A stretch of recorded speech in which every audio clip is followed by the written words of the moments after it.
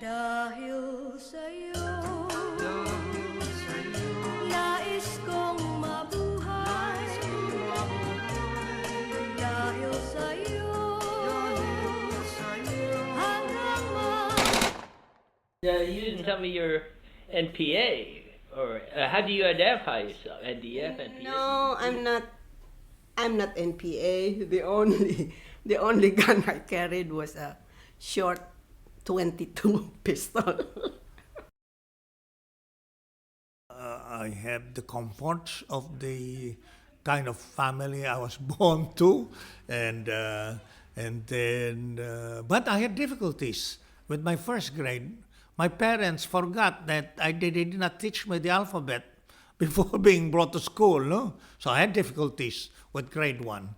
And I became literate only in grade 3 when one of our servants, one of our girl servants taught me how to read the vernacular magazine. So, Banawag, And then, of course, at grade 4, I started to top my class.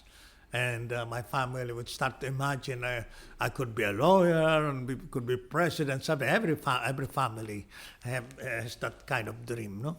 My parents were very liberal, and so they were barrio school teachers. These were small barrios owned by landlords, and people were always in debt. And you know how debts are. They just pile up because they're so usurious, no? They borrow seeds for planting, let's say one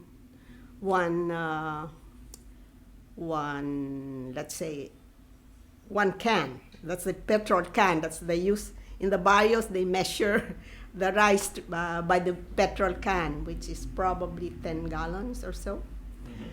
And they have to pay that back in the harvest, during the harvest time. And it's almost always 4 times. No, but I also got my anti-feudal education when I was a child. You see, my classmates would include children of our tenants. and both sides would tell me, oh, your great-grandfather became rich because he grabbed the land of our grandfather or great-grandfather.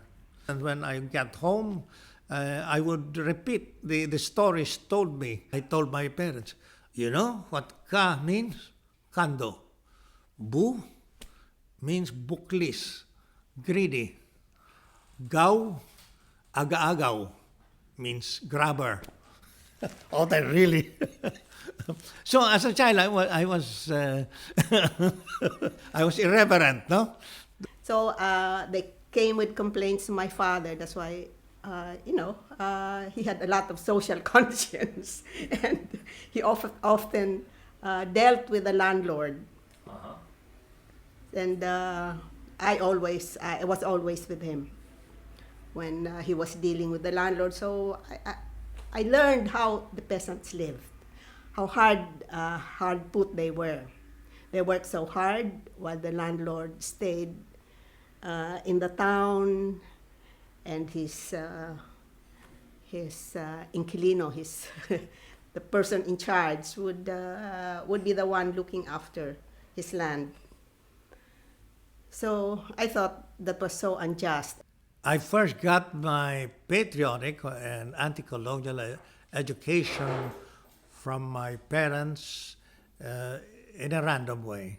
They talk a lot about my grandfather being supportive of the Philippine Revolution and getting arrested together with his children by the U.S. colonial authorities.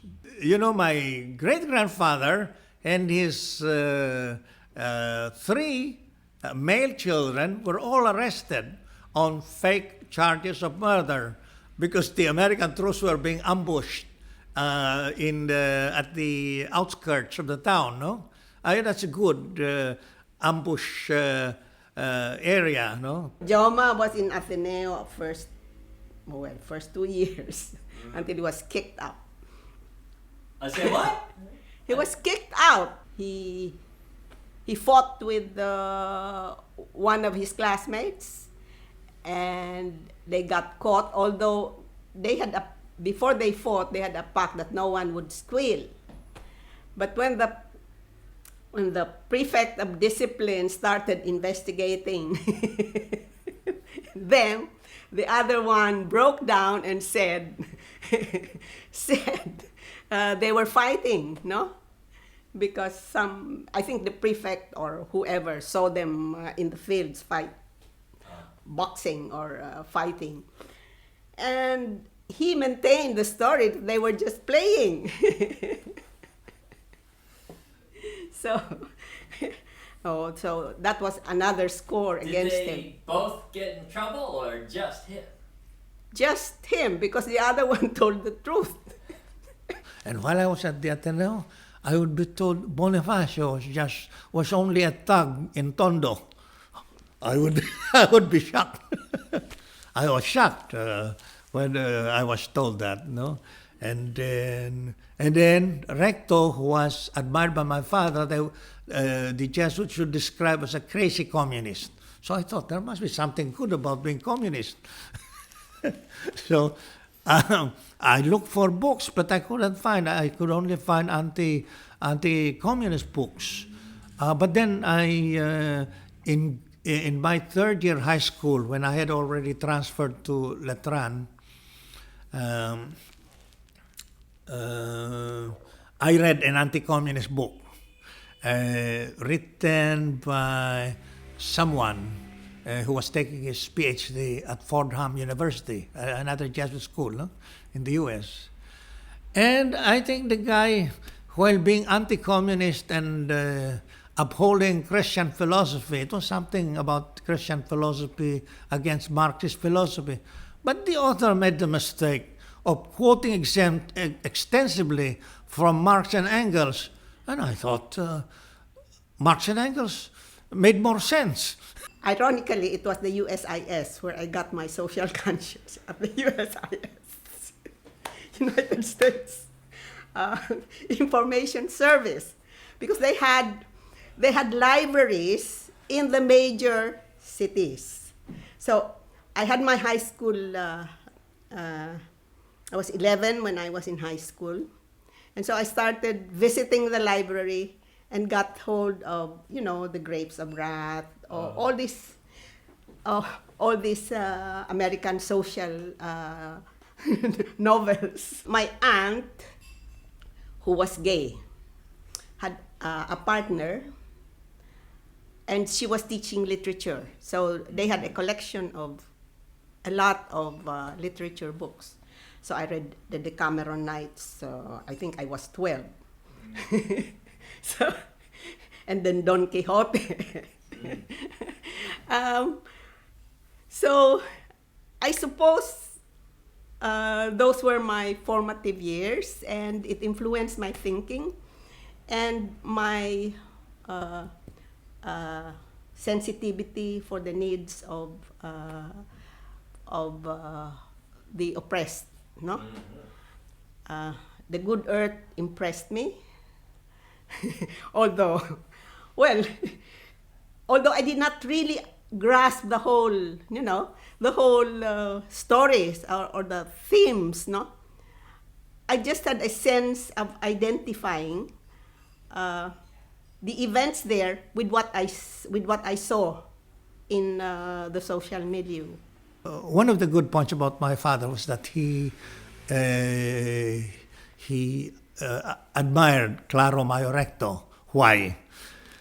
Like Jose Rizal, he was a maxima cum laude. That's supposed to be even higher than summa. If you are maxima cum laude, you are a man in a half century.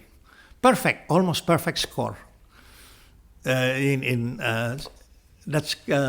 And then he said, "You follow the pattern of Recto."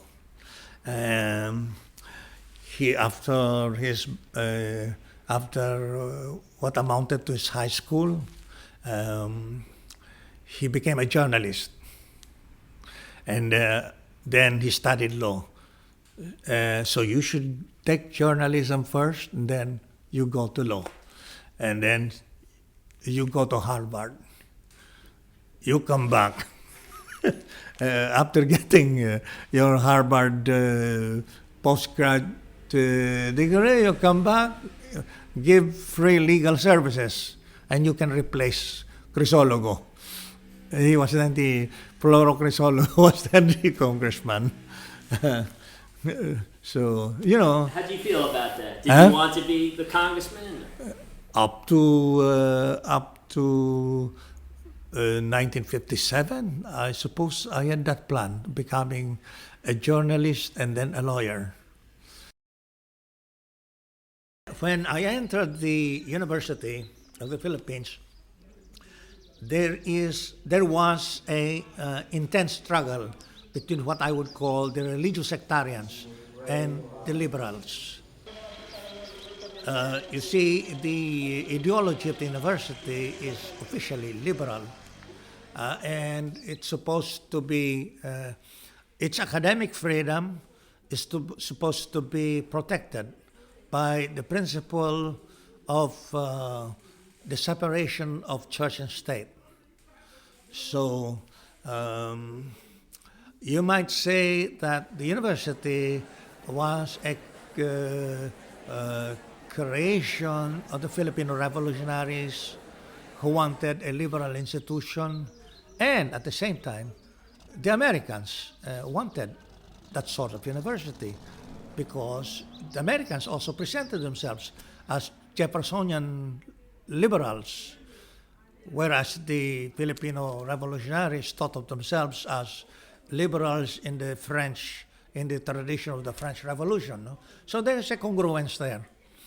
It was a liberal institution. So when I entered, I was sympathetic to the liberals against the religious sectarians.